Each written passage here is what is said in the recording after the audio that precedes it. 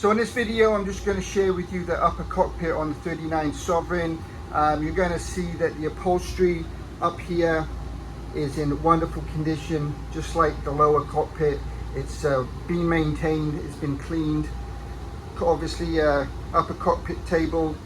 You got easy access to your battery switches as you board the vessel. Once again, that famous Tiara non-skid. You've got a slide-in tinted acrylic door here that leads down into the salon with a mosquito screen. You're also going to get another perspective on how that windshield meets the hardtop. You're going to see a center vent, and you've got 3 windshield wipers.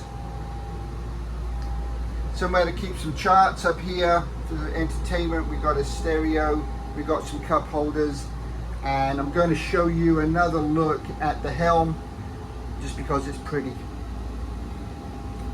Very nice helm, as I mentioned before, brand spanking new electronics, air conditioning up here at the helm. It is hot outside and I am very comfortable.